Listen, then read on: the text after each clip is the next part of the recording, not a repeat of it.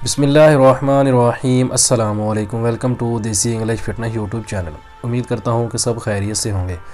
तो गाइज़ आज की वीडियो जो मैं आप लोगों के लिए लेकर आया हूँ, इसमें आज मैं आप लोगों को एक तेल बनाने का यानी कि एक तालाब बनाने का तरीका बताऊँगा, वो भी पानी के साथ। यानी कि इसके अंदर पानी ऐड किया जाएगा। पानी को ऐड करके हम बनाएंगे एक तेल जो मालिश के लिए बेहतरीन और ज़बरदस्त चीज़ है।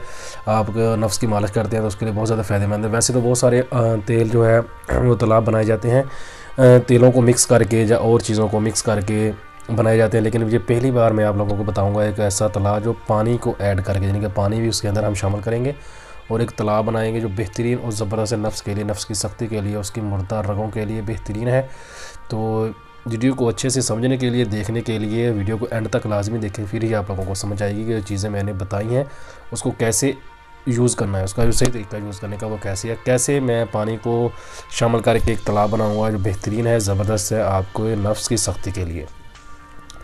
तो करना आप लोगों ने क्या है कि जो चीज़ें हैं वो मैं आप लोगों को बता दूंगा, लेकिन उससे पहले ये चीज़ नोट कर लें कि ये तालाब जो है वो हज़रात इस्तेमाल ना करें जिनको एहतलाम का मसला है या ज़कावत हिस्स का मसला है, जरियान वगैरह का मसला है। यानी कि अगर उनको कोई ऐसी प्रॉब्लम है तो वो इसको इस्तेमाल ना करें, वो पहले इसका इलाज करवाएं। जहाँ मेरी बहुत सारी वीडियो इन चीज़ों के ऊपर हैं, वो वीडियो देख के उधर से ख़ुद भी इलाज अपना कर सकते हैं, तो उसके बाद ये तेल का इस्तेमाल वो करें। तो अगर किसी को ये प्रॉब्लम नहीं है तो वो लोग इसको इस्तेमाल करें, इंशाल्लाह इससे बहुत ज़्यादा फ़ायदा होगा। बेहतरीन और ये ज़बरदस्त इत्तला है जो मैं आप लोगों को बताने जा रहा हूँ।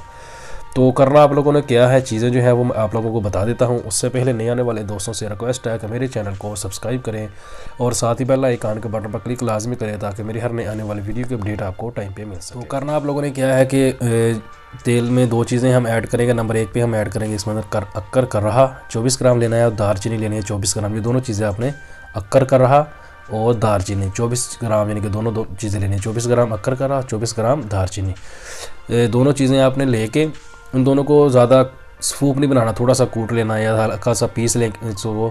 तो करना आपने क्या है कि 250 मिलीग्राम यानी कि 1 पाव आपने पानी लेना है।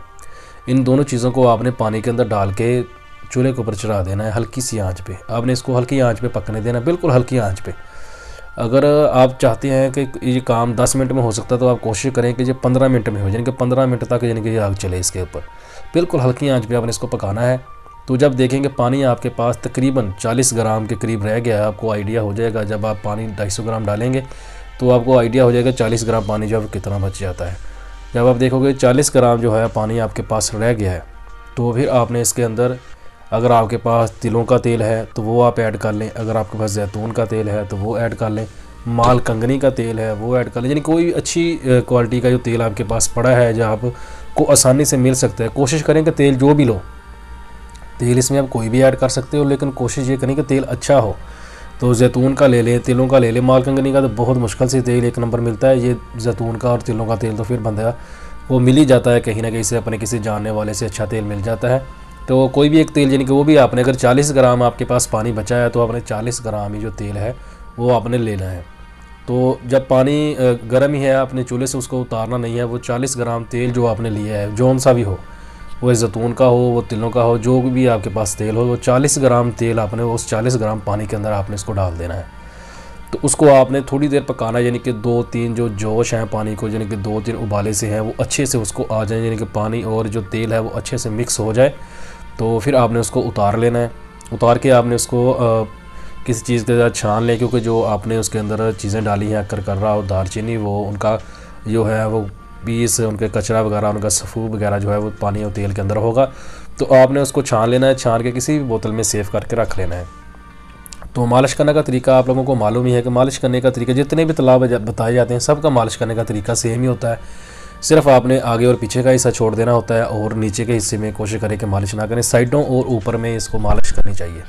तो मालिश करने का वही तरीका आप इसको इस्तेमाल करें, इंशाल्लाह इससे आपको बहुत ज़्यादा फ़ायदा होगा। मालिश करिए रात को सोने से पहले, दिन में ऐसी चीज़ें यूज़ ना करें। तो इसको हवा से बचाएं, जब भी आप मालिश करते हैं तो उसको हवा ना लगने दें, वरना ये होता है कि आपके जो नफ्स है वो जब मालिश करते हैं तो गर्म हो जाता है, उसके जो पट्टे जो हैं वो गर्म होते हैं। जब हवा वगैरह लगती है पट्टे खिंच जाने का यानी कि खदशा रहता है, तो इसलिए इसको हवा से बचाएं। कपड़ा वगैरह लपेट के रात को आप इसको सो जाएं, तो इंशाल्लाह आपका नफ्स जो है, इसको आप कम से कम 1 महीना या 40 दिन लाजमी इस्तेमाल करें, फिर आपको इसका अच्छे से रिज़ल्ट मिलेगा। तो इंशाल्लाह आपको इससे बहुत ज़्यादा फ़ायदा होगा। बेहतरीन और ये ज़बरदस्त ये चीज़ है तो इसको एक बार ट्राई ज़रूर करें, इंशाल्लाह इससे आपको बहुत ज़्यादा फ़ायदा होगा। वीडियो पसंद आए तो लाइक ज़रूर करें, दोस्तों के साथ शेयर करें, दुआओं में याद रखिएगा। मिलते हैं किसी ऐसी नई वीडियो में, तब तक के लिए अल्लाह हाफिज़।